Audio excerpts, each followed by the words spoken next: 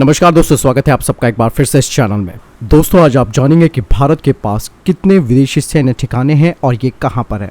दरअसल विदेशी सैन्य ठिकानों का मतलब ये होता है कि भारत के पास एक रणनीतिक बढ़त मिल जाती है अपने दुश्मन को घेरने के लिए। और ऐसे में जिस तरीके से अमेरिका और चीन ने विदेशों में अपने सैन्य ठिकाने बना रखे हैं, वो कहीं ना कहीं इस बात की ओर इशारा करते हैं कि अगर भविष्य में जंग होती है तो वो अपने इन सैन्य ठिकानों को एक्टिव करके कहीं भी आक्रमण कर सकता है।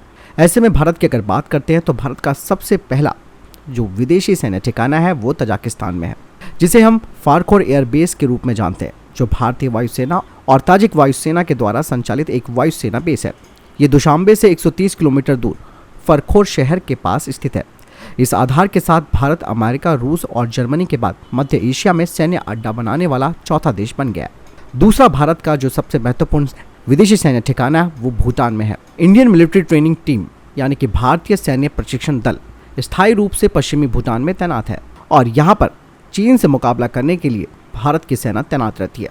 भारत ने मालदीव की सैन्य रूप से कई तरीके की सहायता कर रखी है, जिसमें कि भारत ने उन्हें तटीय निगरानी रडार स्टेशन भी दे रखा है। मालदीव हमारी समुद्री सुरक्षा के लिहाज से काफ़ी महत्वपूर्ण जगह है और ऐसे में मालदीव पर भारत का इस तरीके का तटीय निगरानी रडार स्टेशन भविष्य में एक बड़ी भूमिका निभा सकता है। इसी तरीके से उत्तरी मेडागास्कर में भी भारत ने अपनी एक लिसनिंग पोस्ट और रडार फैसिलिटी को तैनात कर रखा है। मॉरिशस में भारत के द्वारा तैनात किया गया है एक कोस्ट सर्विलांस रडार सिस्टम को डिप्लॉय कर रखा है। भारत ने सेशेल्स में भी कोस्ट सर्विलांस रडार सिस्टम को तैनात कर रखा है।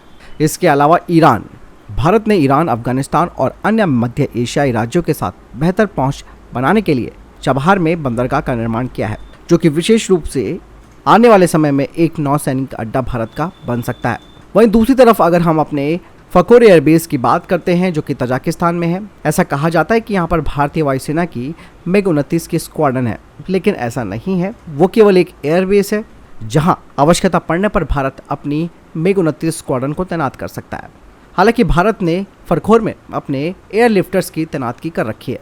वहीं फाइटर जेट्स की तैनातगी को लेकर आधिकारिक रूप से इस बारे में कोई बयान नहीं आता है और भारत इसे स्वीकार भी नहीं करता है।